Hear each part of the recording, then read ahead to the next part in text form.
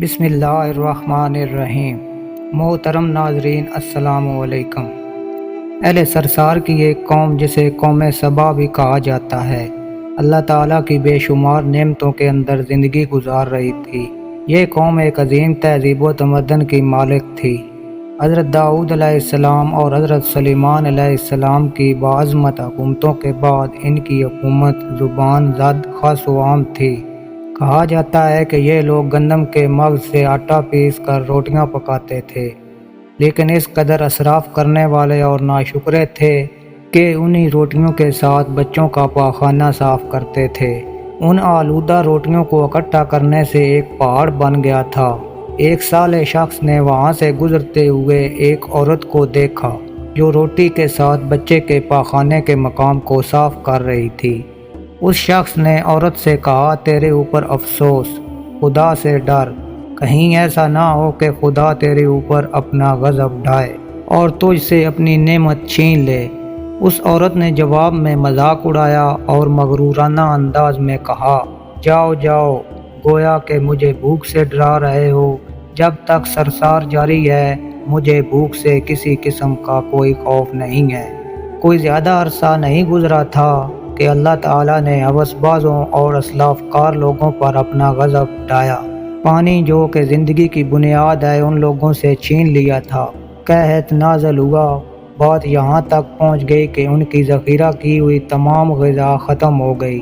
آخر کار وہ مجبور ہو گئے کہ انہی آلودہ روٹیوں پر ٹوٹ پڑے جو ان لوگوں نے اکٹھی کر کے پہاڑ کی مانند ڈھیر لگایا ہوا تھا، بلکہ وہاں سے روٹی لینے کے لیے صف لگتی تاکہ ہر کوئی وہاں سے اپنے حصے کی روٹی لے سکے۔ کفران نعمت، قحط اور ان کی بدحالی کے بارے میں متعدد روایات موجود ہیں۔ سورہ نحل کی آیت نمبر 112 اور 113 میں یوں ارشاد ہوتا ہے، اور اللہ نے اس قریہ کی بھی مثال بیان کی ہے جو محفوظ اور مطمئن تھا۔ اس کا رزق ہر طرف سے باقاعدہ آ رہا تھا، لیکن اس قریہ کے رہنے والوں نے اللہ کی نعمتوں کا انکار کیا تو خدا نے انہیں بھوک اور پیاس کا مزہ چکھایا، صرف ان کے ان اعمال کی بنا پر جو کہ وہ انجام دے رہے تھے۔ اور یقیناً ان کے پاس رسول آیا تو انہوں نے اس کی تکذیب کر دی، اور پھر ان تک عذاب آ پہنچا کہ یہ سب ظلم کرنے والے تھے۔ اسی قوم سبا کے بارے میں ایک اور واقعہ بیان ہوتا ہے کہ ان لوگوں نے اپنی زراعت کو بہتر طور پر کاشت کرنے کے لیے پانی ذخیرہ کرنے کی خاطر بلک کے دو پہاڑوں کے درمیان ایک بہت بڑا بند معرب تعمیر کیا ہوا تھا۔ سراہا اور دوسرے پہاڑوں سے گزرتا ہوا پانی اس بند میں آ کر وافر مقدار میں جمع ہو جاتا تھا۔ قوم سبا نے اس پانی سے صحیح طور پر استفادہ کرتے ہوئے وسیع و عریض اور بہت سے خوبصورت باغات لگائے اور کھیتی باڑی کو رونق بخشی۔ ان باغات کے درختوں کی شاخیں اس قدر پھلوں سے لدی ہوئی تھیں، کہتے ہیں کہ اگر کوئی شخص سر پر ٹوپی رکھ کر ان کے نیچے سے گزرتا تو پھل خود بخود ٹوکری میں گرنا شروع ہو جاتے اور قلیل مدت میں ٹوکری تازہ پھلوں سے بھر جاتی۔ اس قوم کے بہت سارے دیہات اور قریے تھے جو بہت آباد اور آپس میں جڑے ہوئے تھے، لیکن نعمتوں کی قدر نے انہیں شکر کرنے کے بجائے سرمست اور غافل کر دیا تھا، یہاں تک کہ ان کے درمیان بہت بڑا طبقاتی نظام وجود میں آ چکا تھا۔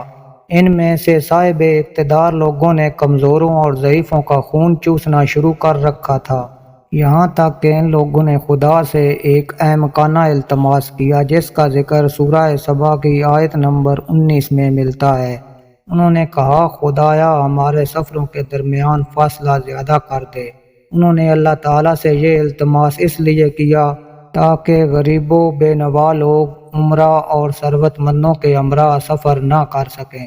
ان کی خواہش تھی کہ آبادیوں کے درمیان خشکی ہو اور فاصلہ بہت زیادہ ہو تاکہ تہی دست اور کم آمدنی والے لوگ ان کی طرح سفر نہ کر سکیں۔ اللہ تعالیٰ نے ان مغرور پیٹ کے پجاریوں پر اپنا غضب نازل کیا۔ بعض تواریخ کے مطابق ان لوگوں کی آنکھوں سے دور صحرائی چوہوں نے معرب نامی بند کی دیواروں پر حملہ کر کے انہیں اندر سے کھوکھلا کر دیا۔ ادھر سے بارشیں بہت زیادہ ہوئیں جن کی وجہ سے سیلاب آ گیا اور اس بند میں پانی بہت زیادہ اکٹھا ہو گیا۔ اچانک بند کی دیواریں ٹوٹیں، اس سے ایک بہت بڑا سیلاب آیا جس میں تمام دیہات، آبادیاں، مال مویشی، باغات، کھیتیاں، محل اور ان کے گھر پانی میں غرق ہو کر نابود ہو گئے۔ خوش الحان پرندے وہاں سے کوچ کر گئے تھے، جبکہ الوؤں اور کووں نے قوم سبا کے کھنڈرات میں اپنے گھونسلے بنا دیے تھے۔ اس بات کا ذکر سورہ سبا کی آیت نمبر 15 اور 16 میں ملتا ہے، اور آخر میں سورہ سبا کی آیت نمبر 17 میں قرآن کریم میں اس واقعے کا یوں نتیجہ نکالا ہے: یہ ہم نے ان کی ناشکری کی سزا دی ہے، اور ہم ناشکروں کے علاوہ کسی کو سزا نہیں دیتے۔ امید کرتا ہوں کہ آپ کو آج کی ویڈیو اچھی لگی ہوگی۔ اگر ہماری ویڈیو اچھی لگی ہے تو ویڈیو کو لائک کریں، اور مزید اس طرح کی ویڈیو دیکھنے کے لیے ہمارا چینل سبسکرائب کر لیں۔ ملتے ہیں نیکسٹ ویڈیو میں، تب تک کے لیے اللہ حافظ۔